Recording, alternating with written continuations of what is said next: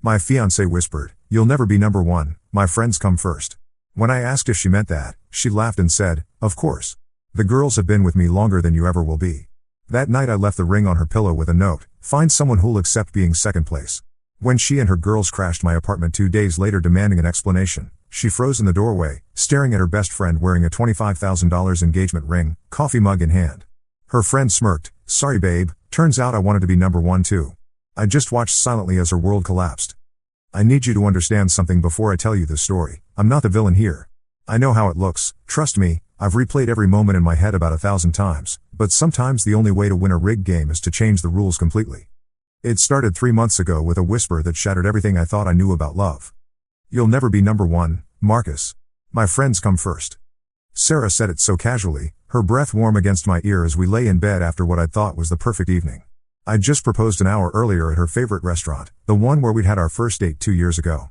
She'd cried, happy tears, I thought, and said yes while the entire place applauded. The ring, a custom-designed solitaire that cost more than my car, caught the candlelight like it was meant to be there forever. But lying in the dark afterward, something shifted. Maybe it was the wine, or maybe it was finally feeling safe enough to be honest, but Sarah decided that moment, right after I just committed my entire future to her, was the perfect time to drop that little bomb. "What do you mean?" I asked, rolling over to face her. The happiness was already draining from my chest, replaced by something cold and heavy. She laughed, this light, careless sound that made my skin crawl. "Oh, come on, Marcus. You know how close I am with the girls. Elena, Jess, and Madison have been with me since college. That's 8 years. You've been around for 2. Do the math." I stared at her profile in the darkness, trying to process what she was saying. "Sarah, we just got engaged. Are you seriously telling me that your friends will always come before me? Before us?" "Of course. The girls have been with me longer than you ever will be." She said it like it was the most obvious thing in the world, like I was stupid for even questioning it. "They've seen me through breakups, job losses, family drama. They're my real family, Marcus. You're just, the guy I'm settling down with." Just the guy she's settling down with. I wish I could tell you I said something profound in that moment, or that we had some big fight where I laid out exactly why that was wrong. But honestly, I just lay there, staring at the ceiling, feeling something fundamental break inside me. The woman I'd just asked to marry me had essentially told me I'd never be her priority. That I was, at best, a comfortable addition to her existing life. "You don't mean that," I finally managed. Another laugh. Sharper this time. "Marcus, honey, you need to understand how this works. The girls and I? We're a package deal. Always have been. If you can't handle that, maybe you should reconsider things." That's when I knew. Not hoped, not suspected, knew. This wasn't going to work. I didn't sleep that night. Instead, I lay there listening to Sarah breathe, thinking about all the times her friends had come first. The anniversary dinner she'd canceled because Elena was having boy drama. The weekend getaway we'd planned that got scrapped because Madison needed help moving. The countless nights she'd chosen group chat gossip over conversations with me. I'd brushed it all off as normal friend loyalty, but now I could see the pattern. Sarah had never hidden her priorities, I'd just been too infatuated to pay attention. By morning, I'd made my decision. "Morning, beautiful," Sarah chirped, bouncing out of bed like nothing had happened. "Want to grab breakfast? I'm meeting the girls at 10 to show off the ring, and I want to fuel up first." Even then. Even the morning after our engagement, her first thought was showing off to her friends. "Actually, I have some errands to run," I said, keeping my voice steady. "You go ahead." She kissed my cheek, a quick, distracted peck, and was gone within the hour, already texting frantically as she walked out the door. That gave me time to think. And plan. See, here's what Sarah didn't know about me: I don't do anything halfway. When I love someone, I'm all in. When I commit to something, I see it through. And when someone tries to play games with my heart, well, I play to win. I spent that day walking around the city, making phone calls, putting pieces in motion. By evening, I knew exactly what I was going to do. The hardest part wasn't the decision, it was the waiting. For 2 days, I acted completely normal. I kissed Sarah goodbye when she left for work. I listened to her excited chatter about wedding venues and bridesmaid dresses. I even helped her research caterers, all while knowing I was about to blow up her entire world. She never once asked how I was feeling about what she'd said. Never apologized, never tried to clarify or walk it back. If anything, she seemed more confident than ever, like putting me in my place had actually strengthened her position. "Elena thinks we should do the ceremony at her family's vineyard," she said over dinner the second night. "It would save us a fortune on venue costs." "Whatever you think is best," I replied, cutting into my steak with surgical precision. "And Madison knows this amazing photographer who might give us a discount. She went to high school with him." "Sounds great." Sarah beamed at me across the table, completely oblivious to the storm brewing behind my calm exterior. I love how supportive you are, Marcus. Most guys would be jealous of how close I am with the girls, but you get it. You understand that they're part of who I am. I smiled and nodded and ordered dessert, all while the plan crystallized in my mind. That night, after Sarah fell asleep, I got up and went to my home office. The ring box was sitting on my desk where I'd left it. Sarah had insisted on keeping the ring in our bedroom, but I'd convinced her to let me hold onto the box for safekeeping. I opened it one last time, looking at the symbol of everything I'd thought we were building together. Then I closed it, picked up a pen, and wrote a single note on my personal stationery. Find someone who'll accept being second place. I left the box and note on Sarah's pillow, grabbed a bag I'd packed earlier, and walked out of what was supposed to be our shared life. The next morning, my phone started buzzing at 6:47 a.m. Sarah, Marcus, where are you? Sarah, what is this supposed to mean? Sarah, this isn't funny. Sarah, call me right now. I turned off my phone and went for a run. When I got back to my apartment, yes, I'd kept my own place, much to Sarah's annoyance. I had 37 missed calls and enough text messages to crash a lesser phone. The voicemails were particularly entertaining. Sarah's voice evolved from confused to hurt to angry to desperate over the course of 2 hours. By the end, she was practically screaming into the phone about how I was being dramatic and immature and how we needed to talk like adults. I deleted them all and made myself breakfast. Here's the thing about people who take you for granted, they never believe you'll actually leave. Sarah had gotten so comfortable with the idea that I'd always be there, grateful for whatever scraps of attention she threw my way, that my absence didn't compute. In her mind, I was just throwing a tantrum that would blow over once I came to my senses. She had no idea what was coming. I spent that day making more preparations. Phone calls to old friends, arrangements for the week ahead, and one very important meeting that I can't tell you about just yet. Trust me, it's worth the wait. Day 2 brought a new strategy from Sarah. Instead of angry demands, I got sad, pleading messages about how much she loved me and how we could work through this together.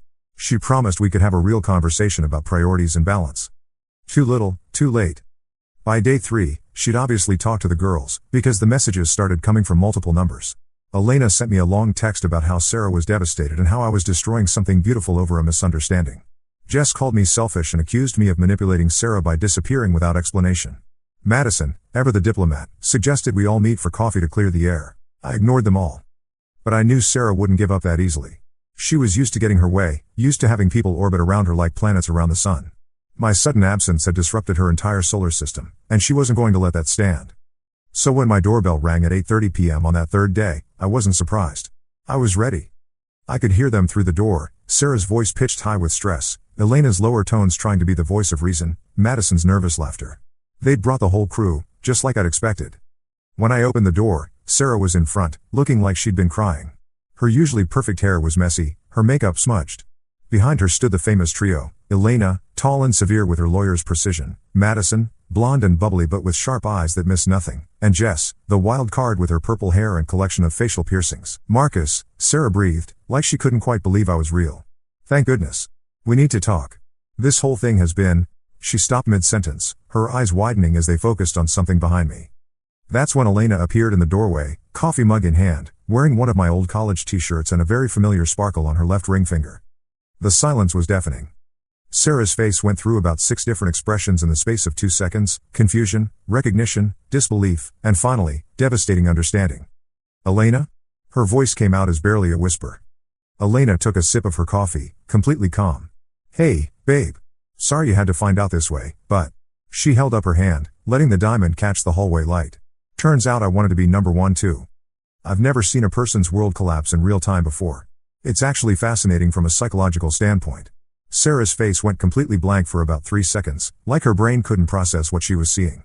Then came the rapid blinking, the slight shake of her head, the way her mouth opened and closed without any sound coming out. Madison recovered first. Elena, what the heck is going on? Oh, come on, Elena said, stepping closer to me and slipping her free arm through mine. You all knew this was coming. Sarah's been so busy playing Queen Bee, she never noticed when her best friend started looking elsewhere for attention. This isn't real, Sarah finally found her voice. This is some kind of joke. Marcus, tell me this is a joke. I looked at her, really looked at her, for the first time since I'd walked out. She looked smaller somehow, like the confidence that had always defined her had been physically removed from her body. It's not a joke, Sarah. But you were supposed to marry me. We're engaged. You proposed. You gave the ring back, I said simply. With a very clear message about where I stood in your priorities. Elena laughed, and the sound was like glass breaking. Sarah, Honey, did you really think Marcus was going to stick around after you told him he'd never be number one? That your college friends would always come first? Jess stepped forward, her face flushed with anger. Elena, what is wrong with you? Sarah is supposed to be your best friend. And she was, Elena replied coolly. For 8 years, I listened to her talk about guys like they were accessories. I watched her string along decent men because they didn't fit into her perfect little social hierarchy. I even helped her do it, because that's what best friends do, right? She turned to Sarah, and for the first time, there was real emotion in her voice. But then she found Marcus. Someone who actually loved her, who wanted to build a life with her, who would have given her everything. And what did you do, Sarah? You told him he'd never matter as much as your friends. Sarah's eyes filled with tears.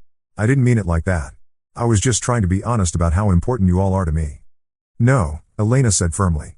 You meant exactly what you said.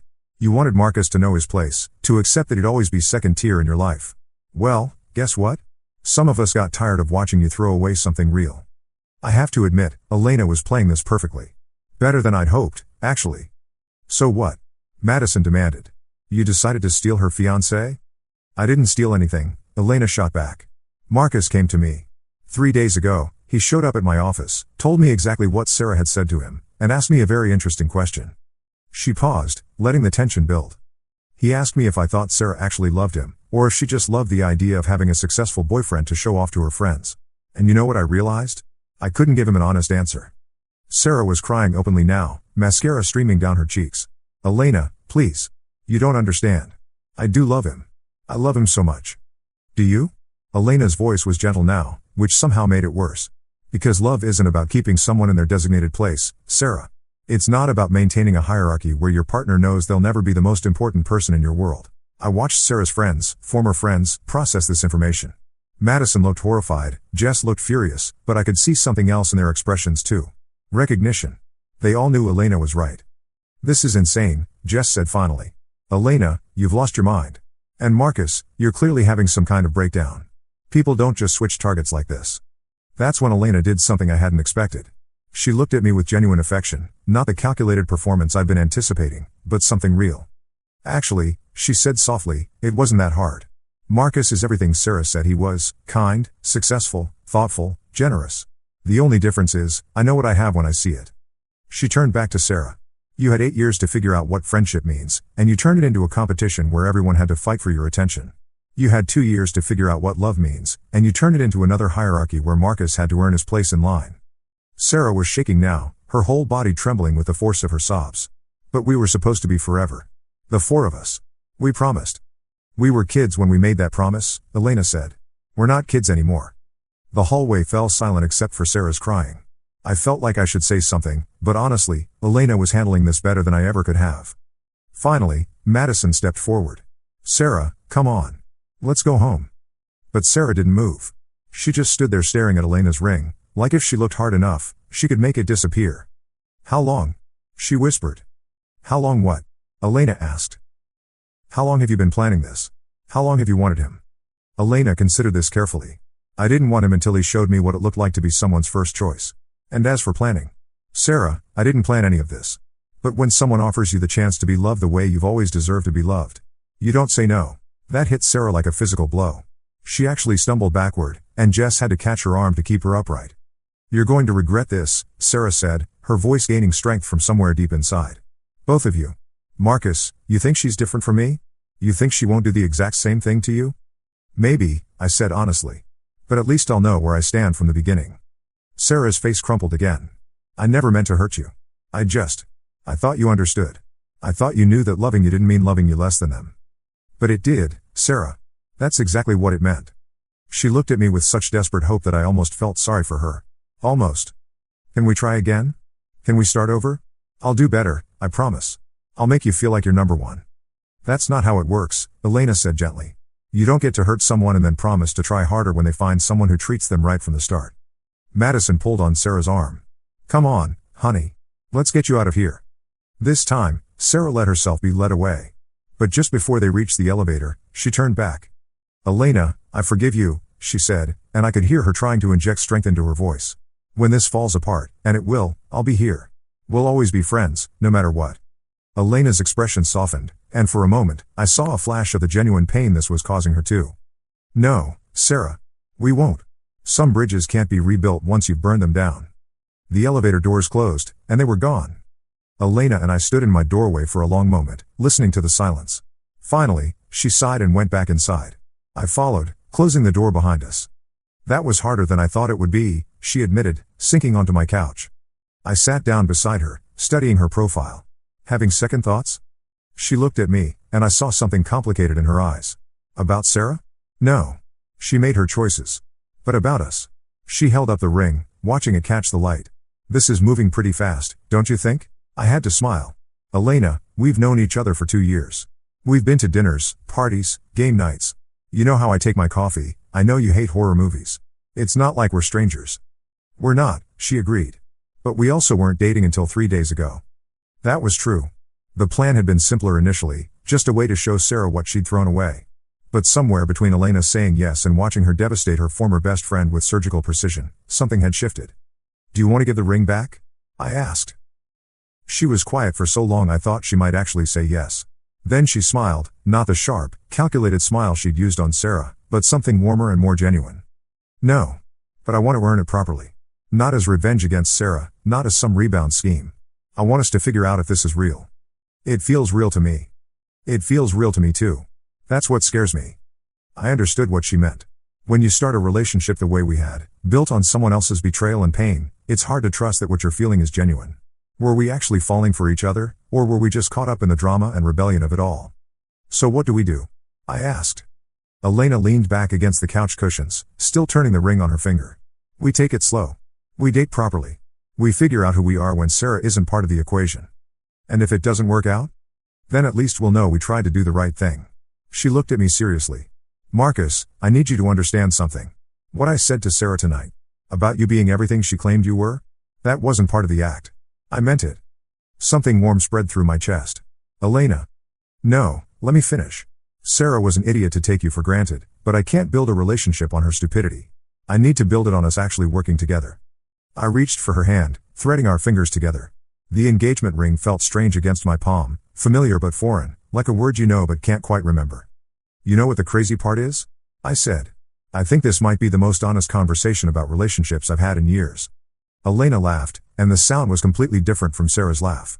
Deeper, more genuine, with none of that performative quality that I'd learned to associate with romance. That's probably because we've already seen each other's worst sides. You've seen me destroy my best friend, I've seen you orchestrate an elaborate revenge plot. There's not much left to hide. She had a point. Most relationships start with everyone on their best behavior, slowly revealing their flaws over time. We'd begun with betrayal and manipulation and somehow found our way to something that felt surprisingly healthy. My phone buzzed. A text from a number I didn't recognize. This isn't over. Elena will hurt you just like you hurt me. Then you'll understand.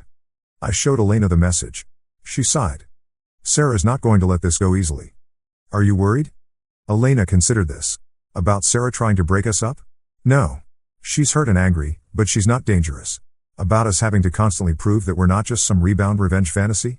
Yeah, a little. We'll figure it out, I said. Will we? Marcus, be honest with me.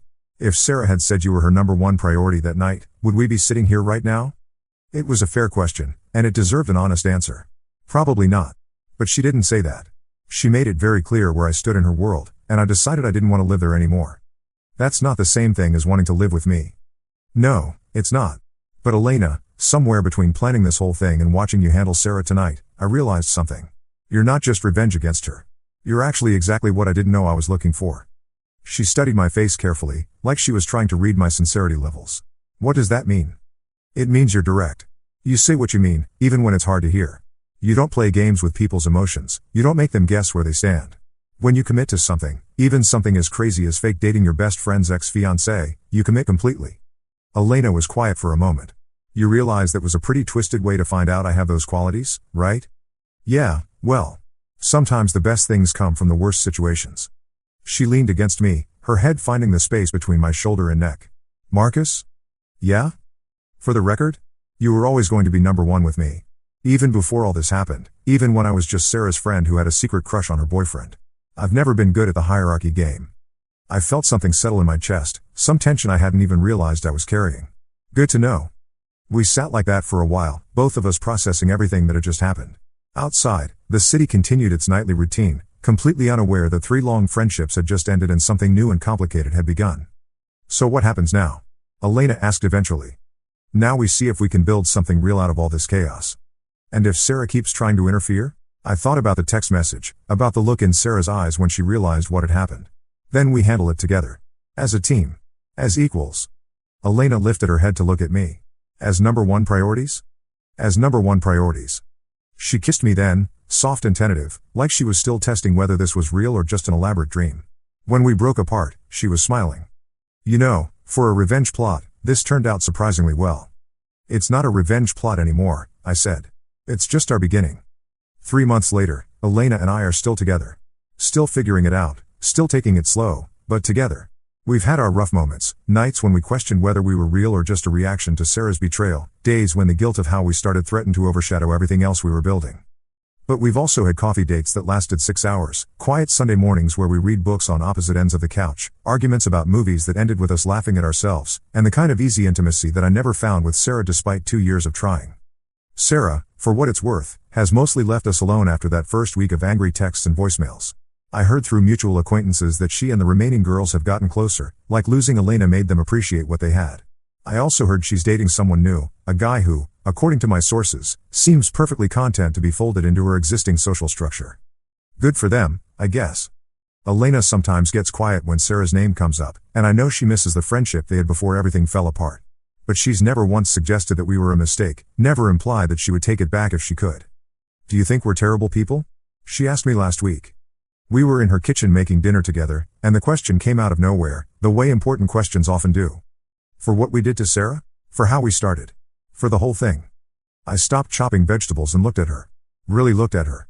Elena in her kitchen, flour in her hair from the bread she was making, completely focused on creating something from nothing. This woman who had blown up her oldest friendship for a chance at something real with me. I think we're people who recognized what we wanted when we saw it and were brave enough to take it, I said finally. Even when it was complicated and messy and probably not the right way to do things. Elena nodded slowly. I can live with that. Good. Because I really don't want to give you back. She laughed, and the sound filled her entire kitchen with warmth. The truth is, I don't know if Elena and I will make it long term. Relationships that start in the middle of someone else's ending are complicated by nature. We're still untangling what's real between us from what was just rebellion and chemistry and really good timing. But I do know this, Elena has never once made me wonder where I stand with her. When she says I'm her priority, I believe her. When she makes plans with me, she keeps them. When she tells me she loves me, which she does, now, though it took us 4 months to get there, I don't have to compete with anyone else for her attention. I'm number 1 in Elena's life, and she's number 1 in mine. It's simple and clean and everything I thought I wanted with Sarah but never quite achieved. Was it worth the drama? Was it worth hurting Sarah and destroying years of friendship and starting a relationship in the most ethically questionable way possible? Ask me in a year and I'll give you a better answer. But right now, watching Elena laugh at something on her phone while she curls up next to me on our couch, because yes, we moved in together last month, because when you know, and we both knew, I'm inclined to say yes. Sometimes the only way to win a rigged game is to change the rules completely. Sometimes the best things do come from the worst situations. And sometimes, when someone shows you exactly who you are to them, the smartest thing you can do is believe them and walk away. But here's the thing about changing the rules, sometimes the game isn't over just because you think it is. 2 weeks after Elena and I moved in together, Sarah showed up at my office. I hadn't seen her since that night in the hallway, and the change was startling. The Sarah I knew had always been polished, put together, the kind of woman who looked like she'd stepped out of a magazine even on her worst days. This Sarah looked tired. Thinner. Her hair was shorter, cut in a sharp bob that made her face look severe, and she was wearing clothes I'd never seen before, simple, understated pieces instead of her usual designer everything. Hello, Marcus. My assistant had buzzed me to let me know I had a visitor, but she just said a woman to see you without giving a name. Smart woman. She probably sensed this wasn't going to be a pleasant conversation. Sarah. What are you doing here? She closed the door behind her and took the seat across from my desk without being invited. Same old Sarah, then, under the new exterior. We need to talk. I think we said everything we needed to say 3 months ago. No, we didn't. Not even close. She crossed her legs and leaned back in the chair, and suddenly I could see glimpses of the woman I'd fallen for 2 years ago. Confident, direct, used to getting her way. I've been doing a lot of thinking, Marcus. About what happened. About what I said that night. I set down my pen and gave her my full attention. This felt important, though I couldn't say why. And I realized I handled things badly. Really badly. She looked down at her hands, and I noticed her nails were shorter too, natural instead of the elaborate manicures she used to get. I was scared, Marcus. Scared of how much I loved you, scared of what it meant to put someone above friendships I'd had for years.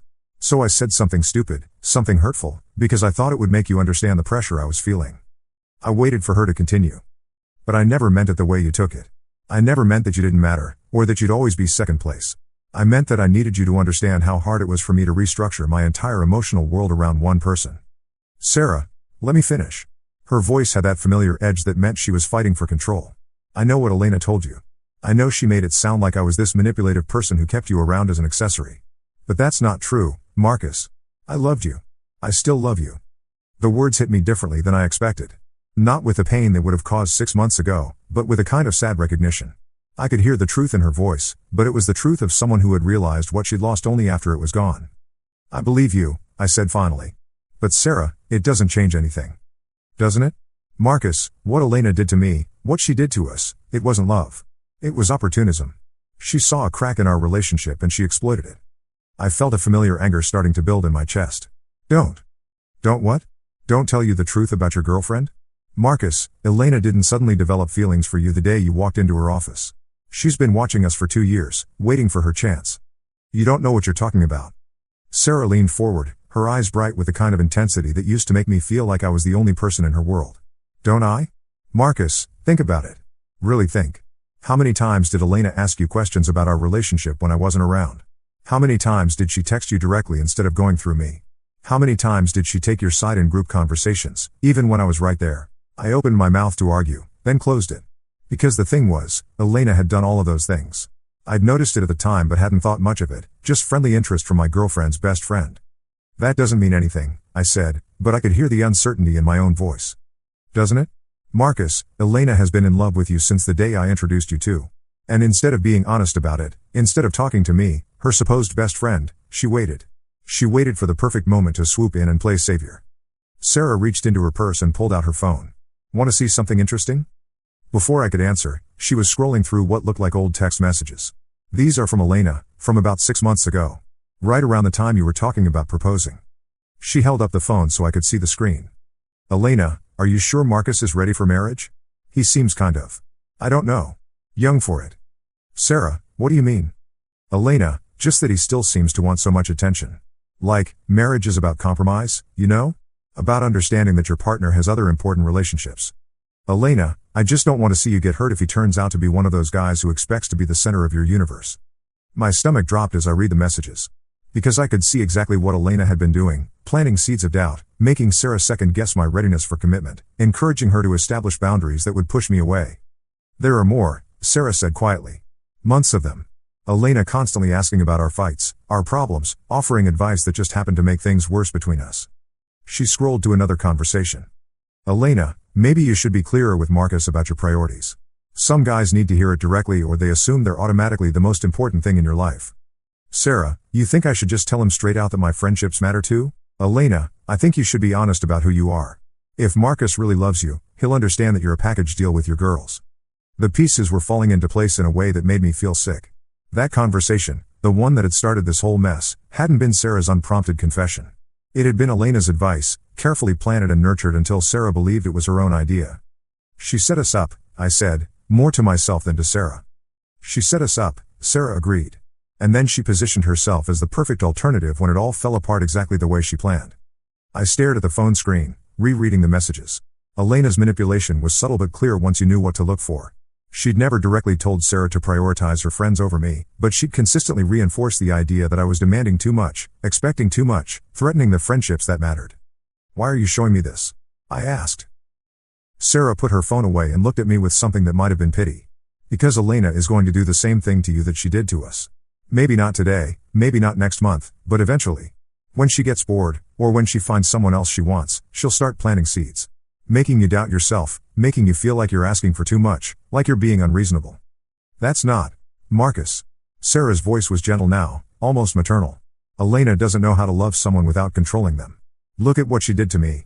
I was her best friend for 8 years, and the moment she wanted something I had, she turned me into the enemy. She made me believe that being honest about my feelings was actually me being selfish and manipulative. I thought about Elena's perfect handling of the confrontation that night, the way she'd known exactly what to say to devastate Sarah completely. At the time, I'd been impressed by her composure, her ability to cut straight to the heart of things. Now I wondered if it had been less composure and more practice. She's been planning this for years, Marcus. And now that she has you, do you really think she's going to suddenly become a different person? The worst part was that I could see it. Not clearly, not completely, but I could see the outline of what Sarah was describing. Elena's interest in my relationship with Sarah, her subtle encouragement of the very conflicts that had eventually driven us apart, her perfect readiness with exactly the right words when everything collapsed. I don't believe you, I said, but I could hear how hollow it sounded. Sarah smiled sadly. Yes, you do. You're just not ready to admit it yet. She stood up and smoothed her skirt, every movement precise and controlled. I'm not asking you to come back to me, Marcus. I know that ship has sailed, and honestly, I'm seeing someone who appreciates me for who I am instead of trying to change me into who he thinks I should be. That stung more than I expected it to. But I am asking you to be careful. Elena is very, very good at making people feel like they're getting exactly what they want while she gets exactly what she wants. Just remember that when things start feeling too perfect, too easy, too much like she's reading your mind. She walked to the door, then paused with her hand on the handle.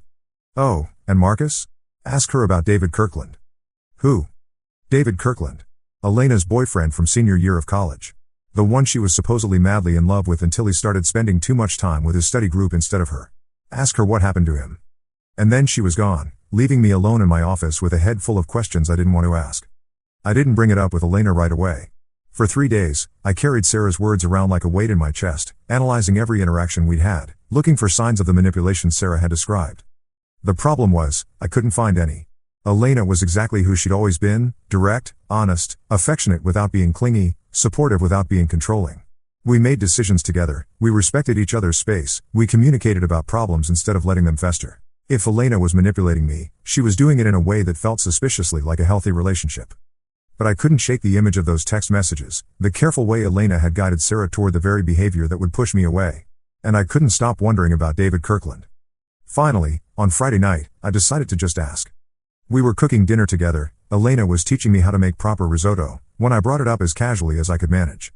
Elena, can I ask you something about college? Sure.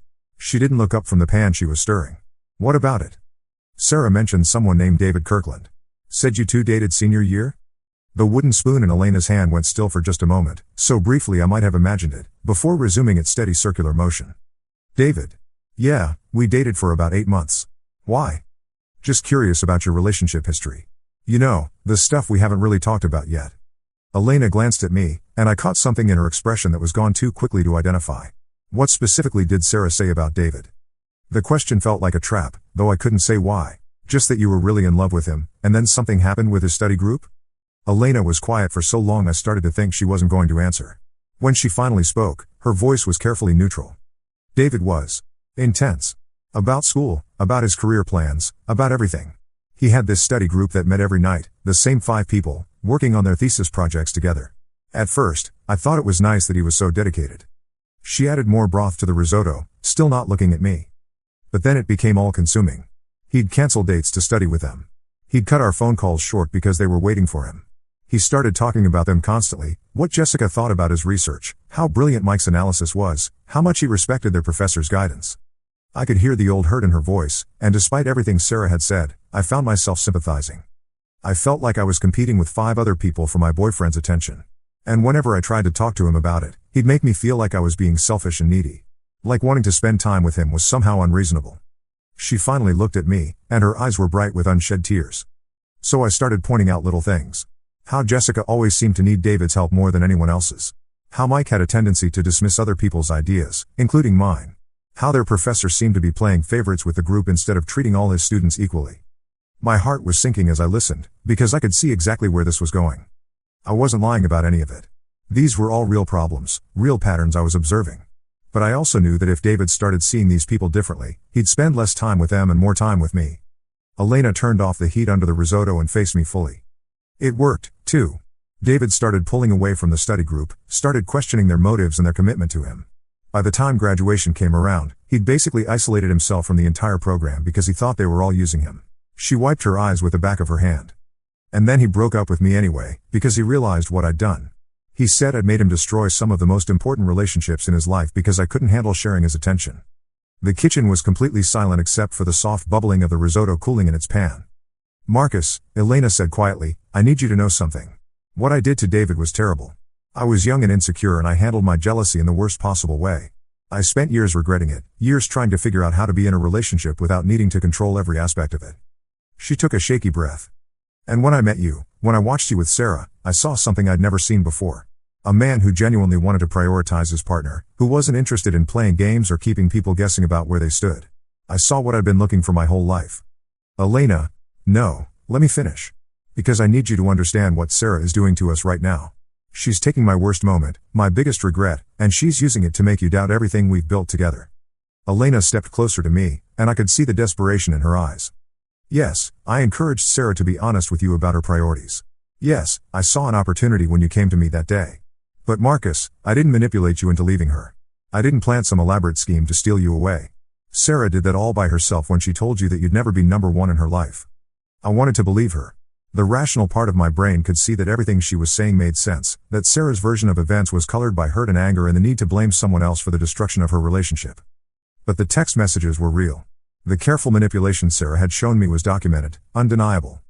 The texts, Elena. The ones where you encouraged her to establish boundaries with me, to make it clear that her friends came first. Those weren't about helping her be honest. Those were about pushing us apart. Elena's face crumpled, and suddenly she looked very young and very scared. You're right, she whispered. You're absolutely right. The admission hit me like a physical blow. I did encourage Sarah to be clearer about her priorities. I did plant seeds of doubt about whether you were ready for marriage.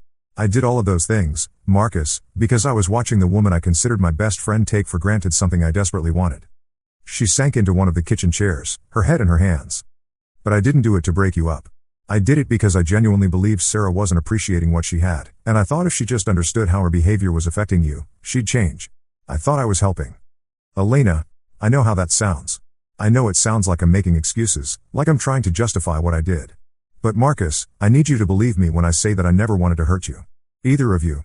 She looked up at me, and the pain in her eyes was so raw it was hard to look at. When you showed up at my office that day, when you told me what Sarah had said to you, I was devastated. Not just for you, but for her. Because I realized that all my helpful advice, all my attempts to make her see what she was risking, had actually made things worse. I'd pushed her to be more defensive about her friendships instead of helping her find a balance. The kitchen felt too small suddenly, like the walls were closing in around us. So when you asked me to help you show Sarah what she'd lost, when you suggested this whole fake relationship idea, I said yes because I felt like I owed it to both of you.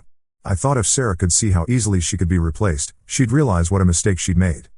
But it wasn't fake, I said quietly. No. It wasn't fake. And that's the part I can't explain, the part that even I don't fully understand. Somewhere between agreeing to help you get revenge and watching Sarah's world fall apart, I realized that this wasn't just about proving a point anymore. I was actually falling for you. Elena stood up and walked to the window, looking out at the city lights. I know that sounds convenient. I know it sounds like something I'd say to make myself feel better about what I did.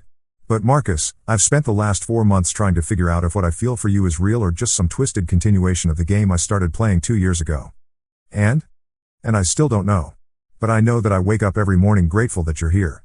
I know that when you're late coming home from work, I worry about you in a way that has nothing to do with Sarah or revenge or proving any kind of point.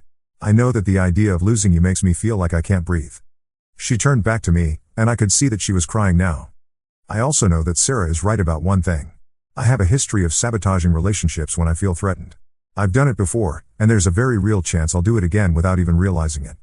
The honesty was brutal and complete and somehow more reassuring than any denial could have been. So what do we do? I asked. Elena wiped her eyes and looked at me with something that might have been hope. We be honest. About everything. About my history, about how we started, about the fact that we're both damaged people trying to figure out how to love each other without repeating our worst mistakes. She walked back to me, stopping just close enough that I could reach out and touch her if I wanted to. And we decide whether what we have is worth fighting for, even knowing that it's complicated and messy and built on a foundation that's not exactly solid. I looked at her, really looked at her, standing in our kitchen with tears on her cheeks and fear in her eyes, asking me to choose her despite everything I now knew about how we'd gotten here. The smart thing would have been to walk away. The safe thing would have been to thank her for her honesty and admit that we'd built something beautiful on top of something rotten, and that wasn't fair to either of us. Instead, I reached out and pulled her into my arms. Elena, I said into her hair, I need you to promise me something. Anything. Promise me that if you start feeling threatened, if you start wanting to control things between us, you'll talk to me about it instead of handling it the way you handled David and Sarah. She pulled back to look at me, and I could see relief flooding her face. I promise. And Marcus? I need you to promise me something too. What? Promise me that if I start acting like Sarah, if I start taking you for granted or making you feel like you're not my priority, you'll call me on it immediately instead of just walking away. I thought about that, about the different ways relationships could fail, about the choice between fighting for something and protecting yourself from it. I promise. Elena kissed me then, soft and desperate and full of gratitude, and I realized that maybe the foundation we'd built wasn't as rotten as I'd thought. Maybe it was just complicated. Maybe it was just human. Maybe that was enough. I believed Sarah when she told me I'd never be number one. I walked away from that truth and straight into Elena's arms. And honestly, even knowing everything I know now, about Elena's history, about her role in our breakup, about the ways we've both let our fears and insecurities damage the people we claim to love, I've never been happier to lose a game in my life. Because sometimes the only way to win is to stop keeping score entirely.